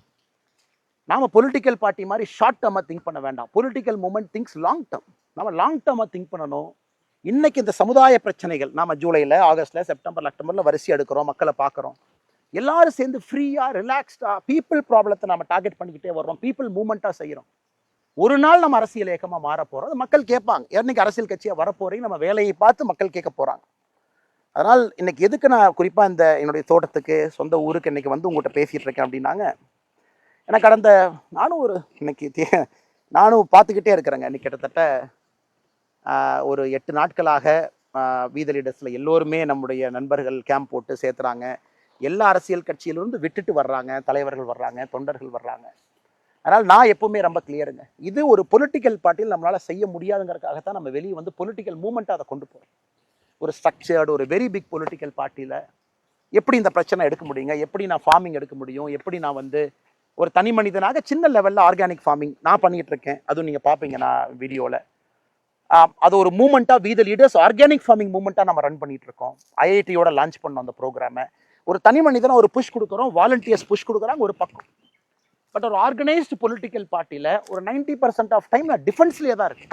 நாங்கள் செய்கிறது கரெக்ட், எதிர்கட்சிகள் எங்களை பற்றி பொய் சொல்கிறாங்க, நான் சொன்னது நியாயமாக இருக்கலாம், உண்மையாக இருக்கலாம், but I analyse 90% of my time. குறிப்பாக ஆக்ஸ்ஃபோர்டு பல்கலைக்கழகத்தில் ஃபெலோஷிப் போக 4 மாத காலம் அங்கே இருந்த பொழுது நிறைய அரசியலை பற்றி யோசித்தேன். ஃபண்டமெண்டல் பிரின்சிபல்ஸ், எதுக்கு நம்ம பாலிடிக்ஸ் வந்தோம், ரூட் காஸ் என்ன இருக்குது, எதை நம்ம அட்ரஸ் பண்ணணும், குட் கவர்னன்ஸ் எப்படி வரும், நல்ல அரசியல் எங்கிருந்து நம்ம பார்க்க முடியும், என்ன செஞ்சுக்கிட்டு இருக்கோம் இன்னைக்கு எல்லோருடைய அனுமதியோடு இங்கே நானும் ஒரு தனி மனிதனாக உங்களோடு இணைந்து வீத லீடர்ஸ் நம்ம செய்கிறோம். அந்த மாதிரி நிறைய நம்ம செய்யணும். இல்லாட்டி future generation is a dire risk. 25 ஆண்டுகள் கழிச்சு என்னால் என்ன 10 ஆண்டுகளுக்கு முன்பு நான் இங்கே இருந்ததுக்கும் இன்னைக்கும் நான் வித்தியாசமாக பேசிக்கிட்டு இருக்கிறேங்க. சுற்றுச்சூழல், வெப்பம் எல்லாம் அதிகமாயிருச்சு. நம்ம ஆடு பாருங்க அத்துக்கிட்டு போகுது கேமராவை பார்த்து. அதனால் இன்னைக்கு நாம் செய்ய வேண்டிய வேலையெல்லாம், நாம் ஒரு இயக்கத்தில் மெம்பராக we have come here for social change, we are change agents. அப்போ என்னுடைய அன்பான வேண்டுகோள், நாம் ஒரு மேடை போடுறோம், நாம் உறுப்பினர் சேர்க்கிறோம், யாரை பற்றியும் தப்பாக பேச வேண்டிய அவசியம் நமக்கு இல்லைங்களே. நான் சமீபத்தில் பார்த்தேன், யாரோ எங்கிட்ட கூட கேட்டாங்க, ஆனால் இதை பற்றி உங்கள் பதில் என்னன்னு. எனக்கு யாருன்னு கூட தெரியாது, அவங்க தன்னார்வர்கள், அவங்களாம் மேடை போட்டு பேசுகிறாங்க, சில பேர் தன்னுடைய புகைப்படங்களை போட்டு பேசுகிறாங்க. அதனால் எல்லோருக்கும் என்னுடைய அன்பான வேண்டுகோள், let us be very clear why we are part of this people's movement. நாம் பீப்புள் மூமெண்ட் எதுக்காக நாம் இருக்கோம்? நமக்கு பாசிட்டிவ் பாலிடிக்ஸ், பாசிட்டிவ் சேஞ்ச் நமக்கு வரும். பிரஸுகிட்ட எப்போ பேசணும், என்ன பேசணும் பேசுவோம், அவங்களுக்கு என்ன சொல்லணும் நம்ம சொல்லுவோம். எல்லாத்துக்கிட்டையும் போய் நம்ம சண்டை போட்டு எதிரி கட்சிகள் வேண்டாங்க. இன்னைக்கு நம்ம ஆளுங்கட்சி கிடையாது, நம்ம எதிர்கட்சி கிடையாது, நம்ம ரெண்டுமே இல்லை. நாம் இன்னைக்கு ஒரு அரசியல் இயக்கம், political movement, people's movement, political party of well. அதனால் என்னுடைய அன்பான வேண்டுகோள், let us be very clear. ஏன் நாம பண்ணுறோம்? இது ஒரு கல்ட் இல்லை, ஒரு தனி மனிதன். உதாரணத்துக்கு கோயம்புத்தூர் ஏர்போர்ட், நாம் ஐயோ சாயந்தரம் வந்தோம்னா நிறைய பேர் வரவேற்க வருவாங்க, அது அவங்களுக்கு பிரச்சனை, சில பேர்த்துக்கு அது தொந்தரவு, ஃப்ளைட்லேருந்து வர்றவங்கள பேசஞ்சருக்கு தொந்தரவு, உள்ளே பிடிக்கிறவங்களுக்கு தொந்தரவு, எதுக்கு கஷ்டம்னு சொல்லிட்டு சாயந்தரம் நிறைய பேர் சேருவதற்கு வாய்ப்பு இருக்குன்னு பயணத்தை கேன்சல் பண்ணிட்டு அடுத்த நாள் காலையில் 6:15 ஃப்ளைட் எடுத்துகிட்டு வந்தேன். அப்படி இருந்து நம்முடைய சகோதரர்கள் வரவேற்க வந்திருந்தாங்க. அது கண்டிப்பாக அங்கே இருக்கக்கூடிய பேசஞ்சருக்கு இன்கன்வீனியன்ஸ் ஆயிருந்தாலும் கூட நான் அதில் தெளிவாக இருக்கிறது, நமக்கு இந்த கல்ட் பாலிடிக்ஸ் வேண்டாம், நம்ம காமன் மேன் பாலிடிக்ஸ். காமன் மேனாக சகஜமாக எல்லோரும் ஒன்றாக இணைந்து, ஒரு தலைவர் அங்கே போகிறார், ரிசீவ் பண்ணுறக்கு 10 பேர் வேணுமா? பொலிட்டிக்கல் பார்ட்டிக்கு 50% ஆஃப் டைம் இதுலேயே போயிருக்கு. அவங்க வந்தாங்கன்னா ஒரு பெரிய மாலை வாங்கி போடலாமா, கிரேனை கொண்டு வந்து மாலை வாங்கி போடலாமா? இந்த தப்பை நானும் செஞ்சுருக்கேன், நான் செய்யலின்னு சொல்லிங்க. இன்னைக்கு அதெல்லாம் செய்ய வேண்டாம்னு உங்களோட இணைந்து இந்த மக்கள் இயக்கத்தில் உங்களோட இருக்கிறேன். நமக்கு அதெல்லாம் வேண்டாம். கல்ட் பாலிடிக்ஸ்லேருந்து வெளியே வந்துடுவோம், காமன் மேன் மூவ்மெண்ட்டாக ரன் பண்ணுவோம். So that everybody is everybody. இது நம்பர் 1 நம்பர் 2 இவங்க போய் பார்க்கணும், இந்த கதவை போய் திறக்கணும், அண்ணாமலை என்ன கூட 2 பேர் ஃப்ரெண்ட்ஸ் இருக்காங்க, அவங்கள போய் பார்த்தா தான் அவர்கிட்ட பேச முடியாது. எல்லாத்தையும் உடைப்பதற்கான ஒரு பெரிய வாய்ப்பாக நம்முடைய பயணத்தை I'm very excited to see where it will go. இன்னைக்கு நம்ம புரிஞ்சுக்கணும், 18 lakh ரெஜிஸ்ட்ரேஷன் இன்னைக்கு வரைக்கும் இட் இஸ் அ ஃபினாமினல் நம்பருங்க, சாதாரண நம்பர் இல்லை. 18 லட்சம் மனிதர்கள், 18 லட்சம் பேர், நம்முடைய சகோதரிகள், இளைஞர்கள், இளம் பெண்கள், பெரியவர்கள், மூத்தவர்கள் எல்லாம் ஒரு நம்பிக்கையோடு வந்திருக்காங்க. நம்ம என்னங்க பண்ணோம்? ஜூன் 5ஆம் தேதி ஒரு வீடியோவில் 20 நிமிஷம் நம்ம பேசணும், அதில் ஒரு 8 செகண்ட் வீத லீடர்ஸை பற்றி பேசணும். இத்தனை பேர் நம்பிக்கையோடு வந்திருக்கீங்க. இன்னைக்கு எத்தனையோ அரசியல் இங்கே சொல்ல, எங்கிட்ட 1 கோடி பேர் இருக்காங்க, எங்கிட்ட 50 லட்சம் பேர் இருக்காங்க, எங்கிட்ட 30 லட்சம் பேர் இருக்காங்க, 1.5 கோடி பேர் இருக்காங்க. அந்த போட்டிக்கே நம்ம போகலையே. ஆரோக்கியமாக நம்ம பில் பண்ணிக்கிட்டே போவோம். எத்தனை பேர் இருக்காங்கன்னு எல்லாத்துக்குமே தெரியும், எல்லா அரசியல் கட்சியில் எத்தனை பேர் இருக்காங்க, அதுக்குள்ள நான் போக விரும்பலைங்க. நமக்கு நம்ம நம்பர்ஸ் இந்த வெப்சைட் டிரான்ஸ்பரண்டாக அது ஓப்பனாக இருக்கும்.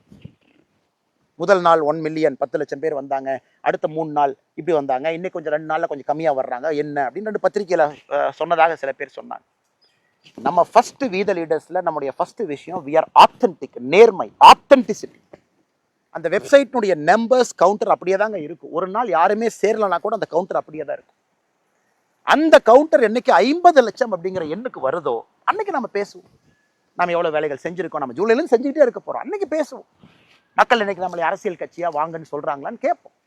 அது வரைக்கும் நம்ம வேலைகளை செஞ்சுக்கிட்டே இருப்போம். அவ்வளோ வேலைகள் நமக்கு இருக்குது, பாசிட்டிவான வேலைகள், ஹாப்பியாக, ஸ்ட்ரெஸ் இல்லாமல். அதனால் இன்னைக்கு இந்த கவுண்டர் ஏறிக்கிட்டே இருக்கும். 18 லட்சத்துலேருந்து லெட் இட் கீப் கோயிங்.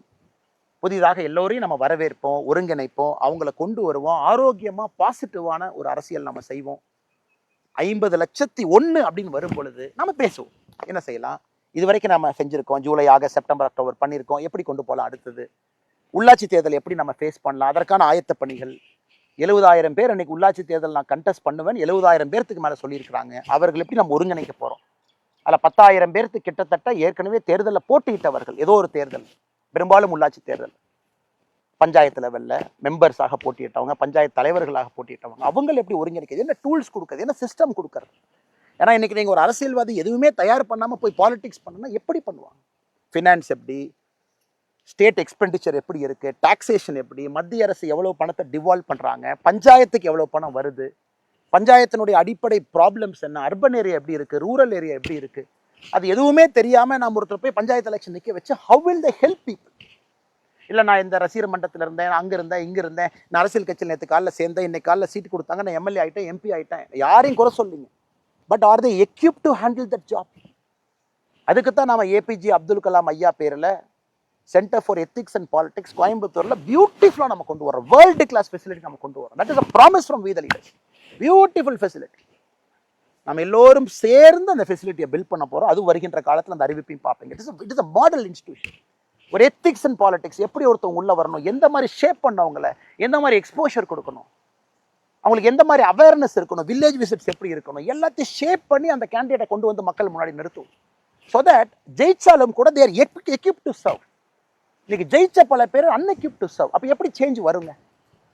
அதனால அதுக்கு நமக்கு ஏபிஜே அப்துல் கலாம் ஐயா பேர்ல centre for ethics and politics தேவைப்படுது. அதான் நான் அதை பேசும்போது 20 நிமிஷத்துல நான் ஹிண்ட் பண்ணேன். We will bring that also. இன்னைக்கே பாருங்க, அந்த முருங்கை மரத்தை பாருங்க, பேச இப்பதான் கவனிக்கிறேன் எந்த அளவுக்கு வந்து பாருங்க எல்லாம் பட்டு போயிருக்கு. எல்லாம் பட்டு போயிருக்கு. மரம் காய ஆரம்பிச்சிருக்கு. தண்ணி பிரச்சனை. நம்மளும் முடிஞ்ச வரைக்கும் இருக்கிற தண்ணியை ரொம்ப வேல்யூபிளாக அந்த சொட்டு நீர் பாசனத்தில் சொட்டு நீர் வந்துகிட்டு இருக்கு. ரொம்ப வேல்யூபிளாக அந்த மரத்துக்கு ஃபஸ்ட்டு ப்ரையாரிட்டி கொடுக்குறோம். இந்த மரத்தை காப்பாற்றினா, நேற்று நான் சொன்ன பாருங்கள், மேலே 41.5 டிகிரி, 41.5 டிகிரி யோசிச்சு பாருங்க. நல்ல பெரிய இது வந்து இந்த வெப்பத்தை எப்படி குறைக்கிறது, வெங்கச்சாங்கல் பூமி இது எப்படி சரி பண்ணுறது, எல்லாத்தையும் நம்ம சரி பண்ணுவோம். அதனால் உங்களுடைய அன்பு ஆதரவு எப்போ இருக்கணும், நீங்கள் நம்பணும். You should travel with me. ஏன்னா இந்த பிரச்சனைகள் எல்லாம் என் தனிப்பட்ட பிரச்சனைன்னு பார்க்காதீங்க. தனிப்பட்ட பிரச்சனை உங்களுக்கு முன்னாடி சொல்கிறேன். இதிலிருந்து தான் நான் பொது பிரச்சனையாக வெளியே வந்தேன். என் தனிப்பட்ட பிரச்சனை இது. நான் ஸ்கூலில் எப்படி போய் படித்தேன், கல்லூரியில் எப்படி போய் படித்தேன், தோட்டத்தில் எப்படி வாழ்ந்தேன், விவசாயம் எங்கே, உணவு எங்கே வருது, இந்த தனிப்பட்ட பிரச்சனையை நான் பொது பிரச்சனையாக பார்க்குறேன். இரிகேஷனே இல்லாமல் ஒரு பகுதி இருக்குது. இங்கே விவசாயிகள் எவ்வளோ கஷ்டப்படுறாங்க. கிணத்தை நம்பி மட்டும் நாம் இருக்கும். கிணத்துல தண்ணி எவ்வளோ கீழே இருக்குன்னு பார்த்தீங்கன்னா கிணத்தை நம்பி மட்டும் இருக்கும். அதனால் வருகின்ற காலத்தில் அப்படியே வாங்க நம்ம தோட்டத்தை ஒரு பார்வை பார்ப்போம். அப்படியே நம்ம வைத்திருக்கக்கூடிய மரத்தை பார்ப்போம். செடிகள்லாம் எந்த அளவுக்கு உயர்ந்திருக்குன்னு பார்ப்போம். இந்த வேளாமரம் கொஞ்சம் வயசாயிருச்சு, உளுந்திருக்கு. இது எல்லாத்தையும் எடுக்கணும். அதுவும் ஒரு சிஸ்டம். பெரும்பாலும் நான் ஒரு கண்டிஷனில் வச்சுருக்கேன், எந்த காரணத்துக்கும் எந்த மரத்தையும் நாம் வெட்டக்கூடாது, விற்கக்கூடாது. நான் ஒரு காலத்தில் கிராம பகுதியில் பார்த்தீங்கன்னா மரத்தை விற்பது தான் நமக்கு ஒரு வருமானம். பாவம், வேற எங்கேருந்து வருமானம் வருங்க? நான் அப்படியே அது வயசானாலும் அது விழுகட்டும், அது வயசானாலும் அந்த மரம் அப்படியே விழுகட்டும், அதை மக்கி போகட்டும், நம்ம மரத்தை வந்து வெட்ட வேண்டாம் அப்படிங்கிற ஒரு கான்செப்ட். எங்கள் அப்பாட்ட ஒரு சின்ன சண்டை கூட ஒரு 3-4 வருஷத்துக்கு முன்னாடி. அதனால் மரம் வந்து அப்படியே இருக்கட்டும். ஸோ இந்த செடி மேலே விழுந்திருக்கு. அதனால் மரத்தை நம்ம பொறுத்த வரைக்கும் இந்த மரத்தை எல்லாம் அப்புறப்படுத்தணும். விழுந்த மரத்தை இன்னைக்கு செடிகள் வைத்திருக்கக்கூடிய செடிகள் தப்பிச்சு வந்துடும். இந்த ஏரியா ஃபுல்லாக இன்னும் ஒரு 5 ஆண்டுகள் கழித்து கொஞ்சம் பசுமையாக வந்துட்டா மக்களுக்கு நன்றி. வனத்துக்குள் திருப்பூருக்கு நன்றி. வேலை செஞ்சவங்களுக்கு நன்றி. நாகராஜன் அண்ணன் வாலண்டியராக வந்து அந்த இயக்கத்திலிருந்து இங்கே வந்து நம்மோடு தோட்டத்தில் வேலை பார்த்தாங்க. அவருக்கும் பெரிய நன்றி. எத்தனையோ பேர் உழைச்சிருக்கிறாங்க. எல்லோருக்கும் நன்றி. இப்போ இந்த ஏரி நான் பார்த்தீங்கன்னா அந்த காலத்தில் மழையெல்லாம் பெய்யும் பொழுது தண்ணியை தடுப்போம். அந்த ஏரி போட்டு தான் தண்ணியை தடுப்போம். ஸோ இங்கே வாட்டர் ரீட்டைன் ஆகிறதுக்காக பழங்காலமாக விவசாய பெருமக்கள் முன்னோர்கள் இந்த ஏரி. இன்னைக்கு இந்த மரம் கொஞ்சம் கம்மியாக, கொஞ்சம் பேஸ் குறைவாக வரும். நீங்கள் பார்த்தீங்கன்னா இங்கே இருக்கக்கூடிய மரங்கள் எல்லாம் தேக்கு மரங்கள். ரொம்ப ரொம்ப மெதுவாக முளைச்சி வரும், ஸ்ட்ராங்காக வரும். ஸோ அதனால தான் நான் பல இடத்துல சொல்லுவேன், வீதி ரேடஸை பொறுத்த வரைக்கும் ஒரு தேக்கு மரம் மாதிரி வரும். வச்சு பல மாதங்கள் ஆகியிருந்தாலும் கூட அப்படி கொஞ்சம் கொஞ்சமாக மெதுவாக அப்படி எந்திரிச்சு அப்படி தேக்கு வருது. மேலே வந்ததுக்கப்புறம் பலமாக இருக்கும். அதனால் இந்த இந்த இந்த நம்ம இங்கே பாருங்கள், கெடா ஓடிட்டுருக்கு, ஆட்டினுடைய ஓடிட்டுருக்கு.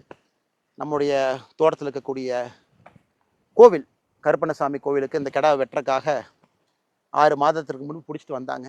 சாமி முன்னாடி துளுக்குனா தானே வெட்டுவோம். அப்போ கெடா துளுக்கவே இல்லை, அப்படியே நின்றுக்கிட்டே இருந்தாங்க.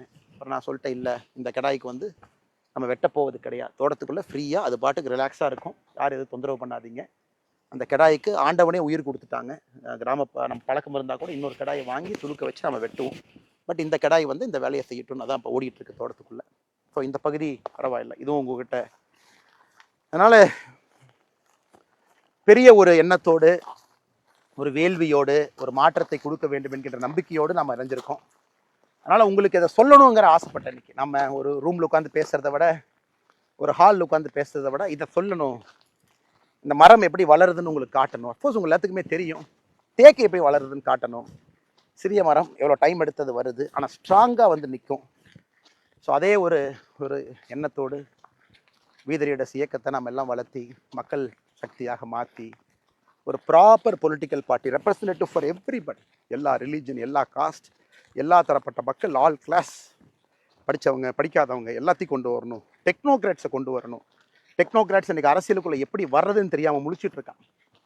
அட் 45, 50, 40 வயசில் நிறைய சாதிச்சவங்க அமெரிக்காவில் பார்க்குறேன், லண்டனில் பார்க்குறேங்க, எல்லா இடத்துலையும் பார்க்குறேன். தமிழர்கள் எப்படி அரசியலுக்குள்ளே வர்றது? இன்றைக்கி ஒரு பெரிய கல்ட் ஆயிடுச்சு, அரசியல் கட்சி ஸ்ட்ரக்சர் பெருசாயிருச்சு, பதவியில் எல்லாம் ரொம்ப நாள் இருக்காங்க. அதனால தான் நான் உங்களுக்கு ஷேர் பண்ணேன். அது நேரம் வரும்போது நம்ம பேசுவோம். நம்ம இயக்கம் 50 லட்சம் ஆனதுக்கப்புறம் நம்ம பேசுவோம். டேர்ம் லிமிட்ஸ் இன் பாலிடிக்ஸ் ரொம்ப இன்ட்ரெஸ்டிங்கான ஒரு சப்ஜெக்ட். அது நீங்களும் உங்கள் கருத்தை சொல்லணும். ஒருத்தரே 10 வருஷம் 10 டேர்ம், 50 வருஷம் எம்பி, 50 வருஷம் எம்எல்ஏ, அதெல்லாம் உடைச்சு டேர்ம் லிமிட்ஸ் கொண்டு வருவோம். பழையன கழிதலும் புதுவன புகுதலும் அது நடந்துக்கிட்டே இருக்கணும். பழசு வெளியே போகணும், புதுசு வரணும். ஏன்னா 10 வருஷத்துல உலகமே மாறிடுதுங்க. நாம் ஏதோ ஒரு காலத்தில் எம்எல்ஏ ஆகி, எம்பி ஆகி, பிரதிநிதி ஆகி நாம் 50 வருஷம் கழிச்சு நமக்கு தெரியும்னு உட்காந்துருக்கோம். அதெல்லாம் உடைக்கணும், புதியவர்கள் வரணும். அதுக்கு இந்த அரசியல் இயக்கத்தை எப்படி நம்ம தயார் செய்ய போகிறோம், எப்படி அதை கொண்டு போக போகிறோம், நிறைய அந்த மாதிரி நம்ம பேசுவோம். Will keep talking. பட் இன்னைக்கு இறந்திருக்கக்கூடிய எல்லா நம்முடைய 18 லட்சம் சொந்தங்களுக்கும் நன்றி தெரிவித்து, உங்கள் நேரத்தை கொடுத்து என்னுடைய எங்கள் தோட்டத்தில், நம்ம தோட்டத்தில் நீங்கள் எல்லாம் பார்க்குறீங்க. சின்ன சின்ன விஷயங்கள் நம்ம செஞ்சுட்டு இருக்கிறது. அதே போல் உங்களுக்கு நேரம் இருக்குது, இன்னும் நீங்கள் அப்படியே கண்டினியூ பண்ணுறீங்கன்னா நாளைக்கு இன்னொரு விஷயத்தை, அது நாளைக்கு நான் தோட்டம் போகிறேன். பட் நீங்கள் வீடியோவில் ஒரே வீடியோவை தான் பார்ப்பீங்க. ஏன்னா இங்கே நம்மளால் இயற்கை விவசாயம் செய்ய முடியல அப்படின்னு இன்னொரு தோட்டத்தை வாங்கி அங்கே இயற்கை விவசாயமும் மாட்டுப்பண்ணையும் செஞ்சுக்கிட்டு இருக்கேன். ஆரோக்கியமான பால் கொடுக்கணுங்கிற ஒரு வேள்வி, அதையும் நான் உங்களுக்கு காட்ட விரும்புகிறேன். அதையும் நீங்கள் பார்க்கணும். அதே நேரத்தில் நம்முடைய தீரனுக்கு ஒரு ஹலோ சொல்லுவோம். மே 2022 உள்ளே வந்தார். மே கடைசியில் வந்தார். தீரனை பொறுத்த வரைக்கும் வெரி ஆங்கிரி, கோபக்காரன்னே சொல்லலாம். Very angry man. உள்ளே போனால் முகம் மாறும். ஜல்லிக்கட்டு காலை எப்படி இருக்கணும் அப்படிங்கிறதுக்கு தீரன் ஒரு இலக்கணம். 4 ஆண்டுகள் நம்மோடு. கடந்த 2 ஜல்லிக்கட்டும் போயிட்டு வந்தாச்சு. 2 ஜல்லிக்கட்டும் கிட்டத்தட்ட 15லேருந்து 22 ஜல்லிக்கட்டை வருஷத்துக்கு அட்டன் பண்ணி எங்கேயுமே பிடிபடாத ஒரு ஒரு ஒரு காளை. Heat, excess heat. முடிஞ்ச வரைக்கும் பந்தல் போட்டிருக்கோம். நம்முடைய கீத்து பந்தல், பின்னப்பட்ட பந்தல், சூடு வரக்கூடாதுன்னு கீத்து பந்தலில் இருக்கார். டெய்லி குளிப்பாட்டணும், 2 முறை குளிப்பாட்டணும், தண்ணி வசதியோடு இருக்கணும். நான் சொன்ன கிடாய் அங்கே இருக்கார் பாருங்க. அத்துக்கிட்டு எஸ்கேப் ஆகி இன்னைக்கு உயிரோடு நம்மோடு இருக்கக்கூடிய அவர் அங்கே இருக்காரு. ஸோ தீரன், இங்கே தீரனுக்கு ஒரு ஜூனியரை கொண்டு வந்துட்டோம். 2 வருஷம் ஆச்சு. இன்னைக்கு ஜூனியர் ட்ரைனிங் போயிருக்கிறார். அடுத்த வருஷம் ஜல்லிக்கட்டுக்கு தீரனோடு சேர்ந்து இன்னொருத்தரும் போகணுங்கிறக்காக அந்த காளையை இன்னைக்கு ட்ரைனிங் அனுப்பியிருக்கோம். மதுரை பக்கத்தில் இருக்காங்க. ஸோ தீரன் இது கிட்ட போனாவே கொஞ்சம் அப்படியே லைட்டா ரைட். தீரன் ஸோ அப்படியே வாங்க என் கூட.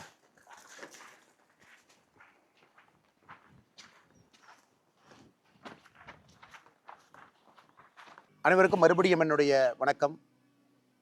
நான் ஏற்கனவே உங்கள்கிட்ட சொன்ன மாதிரி இன்றைக்கி இன்னொரு தோட்டத்துக்கு நாம் போவோம். அங்கே செஞ்சிட்டு இருக்கிற விவசாயத்தை கூட பார்ப்போன்னு உங்களுக்கு சொன்னேன். இன்றைக்கி நாம் இன்னொரு தோட்டத்தில், இது முற்றிலும் மாறுபட்ட ஒரு தோட்டம். நான் பிறந்த ஊர் நேற்று நம்ம பேசும்பொழுது நான் உங்களுக்கு காட்டினேன். 41 டிகிரி எவ்வளோ கஷ்டப்பட்டு அங்கே நம்ம பண்ணுறோம். அதே நேரத்தில் மக்கள் எவ்வளோ கஷ்டப்படுறாங்க. அது ஒரு விதமான விவசாயம். அதிகமாக ஆடுகள், மாடுகள், மரங்கள் அங்கே வச்சுருக்கோன்னு. இது நான் ரொம்ப பேஷனாக இது செய்யணும் அப்படின்னு ரொம்ப நாளாக யோசிச்சுட்டு இருந்த ஒரு விஷயம். நம்ம வாழ்க்கையில் அதை கண்டிப்பாக பண்ணணும். நமக்கு இது ஆத்மார்த்தமான ஒரு புரிதல் கொடுக்கும் அப்படிங்கிறக்காக இது செஞ்சது. இன்னைக்கு பாருங்கள், நம்ம பேசும்போதே மழை இடிச்சிட்டு இருக்கு. எந்த நேரத்தினாலும் மழையும் வரலாம். இது நம்ம கோயம்புத்தூர் பக்கத்தில் சிறுவாணியில் இருக்கக்கூடிய நம்முடைய தோட்டம். ஸோ அப்படியே என் கூட வாங்க, அப்படியே பார்க்கலாம். இது முழுவதுமாக ஆர்கானிக் ஃபார்மிங் நம்ம செய்யக்கூடிய ஒரு தோட்டம் இது. ஸோ நம்ம வீத லீடர்ஸ் அமைப்பு ஆர்கானிக் ஃபார்மிங்கில் நம்ம ஒரு பெரிய ஒரு நோக்கத்தோடு இறங்கியிருக்கோம். நேரவே உங்கள்கிட்ட சொன்ன மாதிரி ஐஐடி மெட்ராஸில் இணைந்து ஒரு ஆர்கானிக் ஃபார்மிங் கான்க்ளேவோடு நம்ம ஆரம்பித்தோம். இன்றைக்கி நம்மோடு நிறைய ஆர்கானிக் ஃபார்மர்ஸ் நம்மோடு லிங்க் ஆகிருக்கிறாங்க. இப்போ கிட்டத்தட்ட இன்றைக்கி 45 விவசாயிகள் நம்மளோடு இணைஞ்சிருக்கிறாங்க. அவங்க தோட்டத்தில் ஆர்கானிக் ஃபார்மர்ஸுக்கான ட்ரைனிங் ஒர்க் ஷாப் அதெல்லாம் நிறைய நடந்திருக்கு. நானும் சில இடத்துக்கு போயிருக்கேன். நம்முடைய இளம் விவசாயிகள், ரொம்ப சந்தோஷமான விஷயம் என்னன்னாங்க, நிறைய பெண்கள் சகோதரிகள், 30 வயசு 35 வயசு குறைவான சகோதரிகள், அவங்க இன்னைக்கு நம்முடைய வீதலீட அமைப்போடு இணைந்து நிறைய ஆர்கானிக் ஃபார்மிங் ஒர்க் ஷாப்பில் பங்கேற்கிறாங்க. நாம் அவங்களுக்கு பேசிக் டீச் பண்ணுறோம். இப்போ உங்கள்கிட்ட 1/2 ஏக்கர் இருந்தாலும் எப்படி ஆர்கானிக் ஃபார்மிங் நீங்கள் பண்ணலாம், இயற்கை விவசாயம் எப்படி பண்ணலாம், அல்லது 3 அடுக்கு விவசாயம் எப்படி பண்ணலாம், அல்லது உரம் இல்லாத இயற்கை உரம் இருக்கக்கூடிய விவசாயத்தை எப்படி பண்ணலாம் அப்படின்னு. ஸோ சில இடத்துல பயிர் தோட்டங்கள் நீங்கள் போடலாம், பழத்தோட்டங்கள் போடலாம். அது எல்லாத்தையும் எப்படி நீங்கள் வந்து ஒன்றிணைச்சு சந்தைப்படுத்தலாம் அப்படிங்கிற ட்ரைனிங்கும் நம்முடைய வீதி லீடர்ஸ் அமைப்பினுடைய வாலண்டியர்ஸ் கொடுத்துட்ருக்காங்க. உதாரணத்துக்கு நம்முடைய தோட்டம் நாம் எடுத்து உள்ளே வந்து கிட்டத்தட்ட இன்றைக்கி 1 ஆண்டுகள் முழுமையாக முடிஞ்சிருச்சு. பட் நாம் எடுத்த நாள்லேருந்து அது ஆர்கானிக் ஃபார்மிங் நிலமாக இதை நம்ம ரெடி பண்ணிக்கிட்டு இருக்கோம். எனக்கு ஒரு குறிப்பிட்ட காலம் நீங்கள் அதில் உரம் போடாமல் இருந்தால் மட்டும்தான் அது இன்றைக்கி நீங்கள் ஆர்கானிக் ஃபார்மிங் அப்படின்னு சொல்ல முடியும். ஸோ இன்றைக்கி நாம் இதெல்லாம் பார்த்திங்கன்னா சோளம் போட்டிருக்கோம், வளர்ந்துக்கிட்டு இருக்கு. ஏன்னா இது அனைத்துமே வந்து இன்றைக்கி இந்த மண்ணை வந்து பக்குவப்படுத்தி கொண்டு இருக்கின்றோம். மண்ணை பக்குவப்படுத்தி முன்னாடி நம்ம நவதானியங்கள் போட்டிருந்தோம், அப்புறம் கொள்ளு போட்டோம். இங்கே இருக்கக்கூடிய செடிகள்லாம் அழிஞ்சிடணும், கீழே எதுவுமே இருக்கக்கூடாதுன்னு அப்புறம் ஒரு ஸ்டெப்பாக மாற்றிக்கிட்டு இருக்கோம். இன்றைக்கி சோளம் போட்டிருக்கோம். அப்புறம் சோளத்துலேருந்து அப்படியே கொஞ்சம் கொஞ்சமாக வெளியே வந்து நாம் இதில் தண்ணி இருக்கக்கூடிய அந்த பகுதி அரிசி போட ஆரம்பிப்போம். மிச்ச இடத்துல நாம் பழத்தோட்டங்கள் வைக்கலாம். இதிலிருந்து நாம் காய்கறிகள் போடலாம், வெளியே எடுத்துகிட்டு போகலாம். அனைத்துமே முழுவதுமாக இந்த தோட்டத்துக்குள்ளே நம்முடைய மாட்டினுடைய சாணத்தை தான் பயன்படுத்துகிறோம். 1 ஆண்டு காலமாக அந்த ப்ரிப்பரேஷன் ப்ராசஸில் மாட்டினுடைய சாணத்தை மூலமாக வச்சு தான் நம்ம ப்ரிப்பரேஷன் ப்ராசஸ் பண்ணிக்கிட்டு இருக்கோம். நிறையா நம்மோடு அமைப்புகள் இணைஞ்சிருக்கிறாங்க. ஸோ இதுவும் நமக்கு ஒரு நோக்கம். இன்றைக்கி வீதி லீடர்ஸ் வந்து பீப்புள் மூவ்மெண்ட்டாக அடுத்த கட்டம் போகணும் அப்படின்னா, எனக்கு எங்கே நம்மகிட்ட நீர் ஆதாரம் இருக்கோ அங்கே வேறு மாதிரி இயற்கை விவசாயம் தேவைப்படுகிறது. எங்கே நீர் ஆதாரம் இல்லையோ அங்கே வேறு மாதிரி இன்றைக்கி இயற்கை விவசாயம் தேவைப்படுகிறது. இது ஒரு பாட்டு. இன்றைக்கி இயற்கை விவசாயத்தை நீங்கள் சக்ஸஸ் பண்ணணும் அப்படின்னா ஒரு கேஷ் கிராப்பும் உள்ளே இருக்கணும். இன்றைக்கி நம்ம 5 ஏக்கரோ 4 ஏக்கரோ 10 ஏக்கரோ 2 ஏக்கரோ 1 ஏக்கரோ எத்தனை இடத்துல பண்ணாலும் கூட பணம் வரக்கூடிய பயிர்கள் கேஷ் கிராப் இருக்கணும். ஸோ உதாரணத்துக்கு நம்ம தோட்டத்தில் கொஞ்சம் இடத்துல வந்து பாக்கு இருக்குது. பாக்கு, அந்த பாக்கில் உங்களுக்கு வருஷம் ஒரு மகசூல் வரும், வருமானம் வரும். ஸோ அந்த வருமானம் ஒரு விவசாயி தன்னுடைய வாழ்க்கையை வாழ்வதற்கு, குடும்பத்தை காப்பாற்றுறதுக்கு, குழந்தைங்களை படிக்க வைக்கிறதுக்கு ஒரு கேஷ் கிராப்பினுடைய வருமானம் நமக்கு தேவை. அதனால் முழுசாக இயற்கை விவசாயம் நான் அப்படி போகிறேன்னு சொல்கிறத விட கேஷ் கிராப் போடுங்க, அதையும் இயற்கை விவசாயமாக நம்ம செஞ்சு எடுத்துகிட்டு போகலாம். மிச்ச இடத்துல சோளம், கம்பு, கொள்ளு, அப்புறம் கொஞ்சம் கொஞ்சமாக நாம் தண்ணி இருக்கக்கூடிய இடத்துல அரிசி, இங்கெல்லாம் அரிசி நல்லாவே போடலாம், சின்ன வெங்காயம் போடலாம், நிறைய காய்கறிகள் போடலாம், பழங்கள் போடலாம், பல மரங்கள் வைக்கலாம். இது அனைத்துமே ஒருங்கிணைந்த ஒரு 3 அடுக்கு இன்டெகிரேட்டட் ஃபார்மிங்காக கொண்டு போகணும். அதாவது உள்ளே வந்து வாழ ஆரம்பிக்கணும். எனக்கு ஃப்யூச்சரில் பெரிய ஆசை. இந்த ஸ்ட்ரெஸ்ஸில் இருந்து நமக்கும் ஒரு நேரத்தில் ஓய்வு வரும் பொழுது, ஆண்டவன் அந்த வாய்ப்பு கொடுக்கும் பொழுது இந்த மாதிரி நம்ம தோட்டத்துக்குள்ளே வந்து தங்கி இருக்கணும், குடும்பமாக நம்ம இருக்கணும். அதே நேரத்தில் ஆடு மாடுகள், கோழிகள், வாத்துக்கள் அவங்களோட நம்ம இருக்கோம். ஸோ அதுவும் ஒரு உயிரினம் தான், ஒன்றி இருக்கிறோம். எத்தனையோ உயிரினங்கள், புழு பூச்சிகள் எல்லாமே தோட்டத்துக்குள்ளே இருக்குது. அவங்க எல்லாத்தையும் ஒன்றி நாம் சேர்ந்து இன்டெகிரேட்டடாக ஒரு வாழ்க்கையை ப்ராக்டிஸ் பண்ணும் பொழுது ஆர்கானிக் ஃபார்மிங் என்பது சாத்தியம். இந்த ஒன் ஸ்ட்ரா ரெவல்யூஷன், ஒரு நெல் புரட்சி, மசானாபே அவருடைய புத்தகத்தை நாம் ஒரு பெரிய ஜாப்பனீஸ் ஃபார்மா 1950-60 காலகட்டத்தில் ஒரு பெரிய புரட்சியை ஜப்பானில் நடத்தி காட்டிய ஒரு மனிதர். அப்புறம் நம்மாழ்வார் ஐயா, இவங்க எல்லாமே நமக்கு ஒரு பெரிய இன்ஸ்பிரேஷன். நம்மாழ்வார் ஐயாவை பொறுத்த வரைக்கும் எந்த இடத்துல வேண்டுமானாலும் இயற்கை விவசாயம் செய்து காட்ட முடியும் என்பதை தொடர்ந்து நமக்கு காட்டியவர்.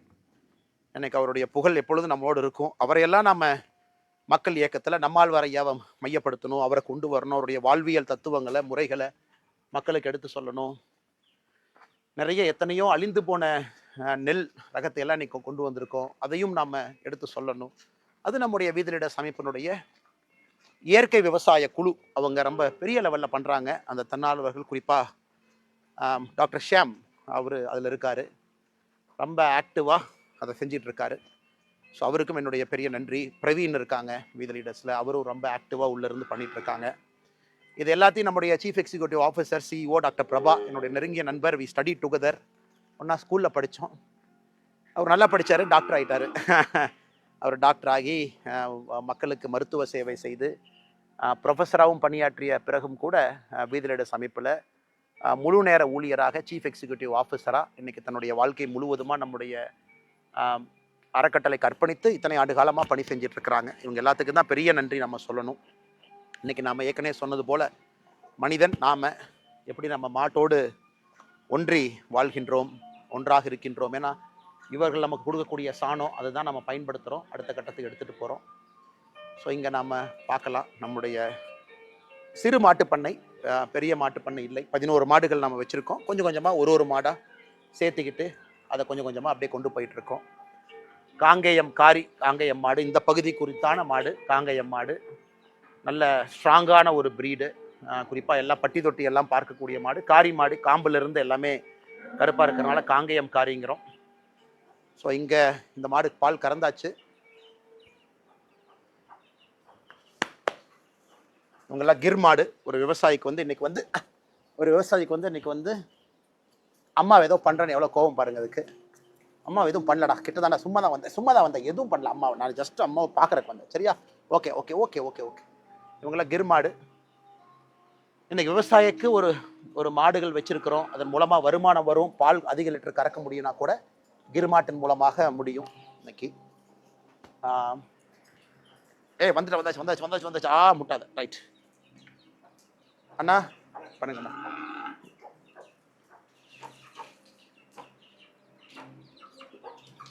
அதே போல் நம்முடைய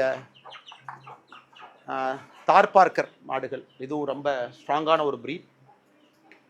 எல்லாமே குஜராத், பஞ்சாப் அந்த இடத்துல இருக்கக்கூடிய மாடுகள், இயற்கை மாடுகள். எல்லாமே A2 பால் கொடுக்கக்கூடிய மாடுகள், இயற்கையான மாடுகள். இன்றைக்கி நம்ம கிளைமேட்டுக்கும் அடாப்ட் ஆக ஆரம்பிச்சிருச்சு, நம்ம இடத்துல இருக்குது. பட் அட்வான்டேஜ் என்ன? நாட்டு மாடு அதிக பால் கொடுக்கக்கூடிய மாடு. நம்முடைய காங்கேயம் மாடு நேட்டிவ் ப்ரீடு. ஸோ காம்பினேஷன் நம்ம வச்சுக்கணும். மாடு பாலும் கொடுக்கணும், அதே நேரத்தில் அந்த மாடும் ஸ்ட்ராங்காக நிற்கணும் அந்த ஏரியாவில், நோய்வாய்ப்படக்கூடாது. ஸோ மொத்தமாக இருக்கக்கூடிய இதுலேருந்து கிடைக்கக்கூடிய சாணம் நமக்கு ரொம்ப முக்கியமான ஒரு பெரிய வேலை செய்யுது. நம்ம தோட்டத்துக்கே சாணம் வெளியிருந்து வாங்கணும், ஏன்னா அவ்வளோ மாடுகள் நமக்கு தேவை.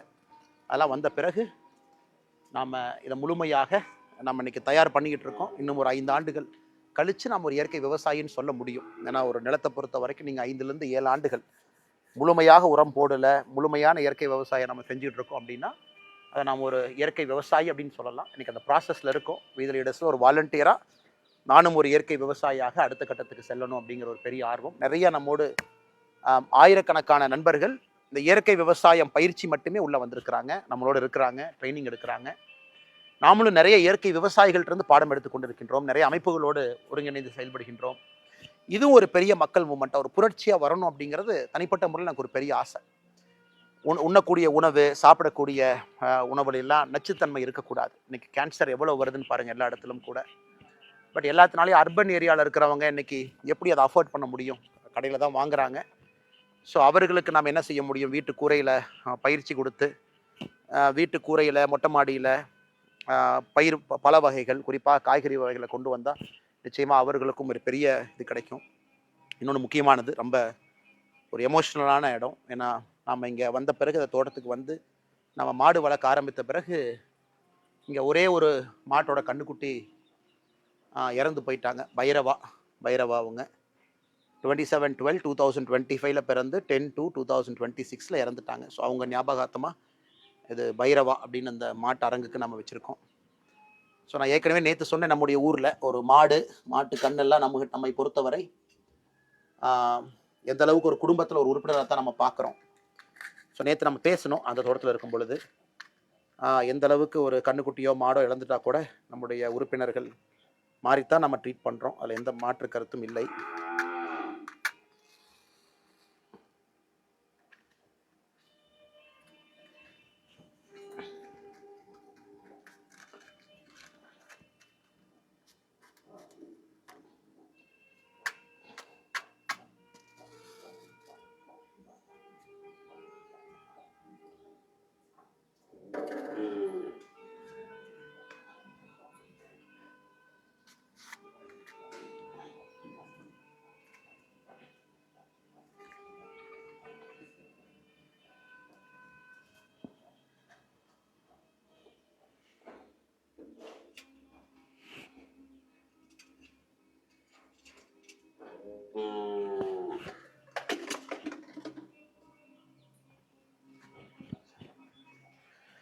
ஸோ அதனால் எனக்கு எல்லாத்தையும் அன்பு வேண்டுகோள்,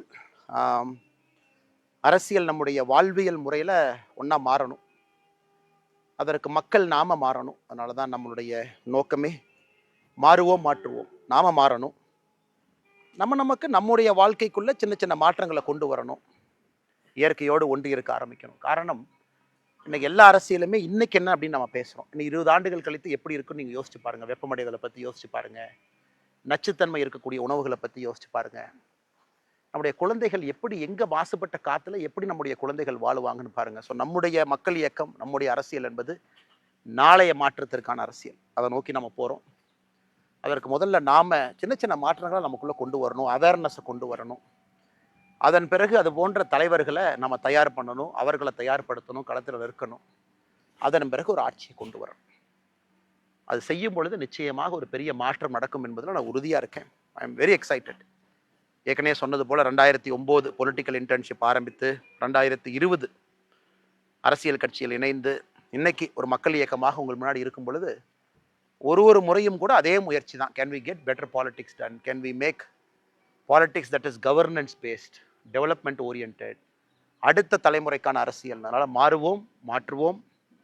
இது உங்களுக்கு வீத லீடர்ஸை அறிமுகப்படுத்தக்கூடிய சிறு முயற்சி. ஏன்னா நிறைய பேர் நம்பிக்கையோடு அத்தனை பேர் இணைஞ்சிருக்கிறீங்க. இன்னும் நம்பிக்கையோடு சேர்ந்துக்கிட்டே இருங்க. நம்ம பேசினது எல்லாமே இயக்கமாக மாறணும். இயற்கை விவசாயம், போதைப் பொருளுக்கு எதிரான நம்முடைய நிலைப்பாடு, ரோட் டிராஃபிக் ஆக்சிடென்ட். இந்தியாவில் மிக அதிக இன்னைக்கு world capital of road traffic accident நம்ம தான். 1.5 லட்சம் பேத்துக்கு மேலே இறக்குறாங்க. தமிழ்நாடு தான் இந்தியாவில் நம்பர் 1. அதை நம்ம சரி செய்யணும். வயதானவர்கள் எத்தனையோ பேர் தனிமையில் இருக்காங்க, சைலண்டாக இருக்காங்க, வீட்டுக்குள்ள கூட யாரும் பேசுறதில்ல. அதை சரி பண்ணணும். இதெல்லாம் கூட வருகின்ற காலத்தில் நம்ம ஒரு மக்கள் மூமெண்ட்டாக இயக்கமாக எடுத்து நிறைய தலைவர்கள் உருவாக்குவோம். இதெல்லாம் கூட உள்ளாட்சியில் நம்ம அதை கொண்டு வருவோம். நம்முடைய பிரதிநிதிகள் வரும்பொழுது உள்ளாட்சியில் இது எல்லாமே அறம் சார்ந்த அரசியலை உள்ள கொண்டு வருவோம், அறம் சார்ந்த வாழ்க்கையை கொண்டு வருவோம்.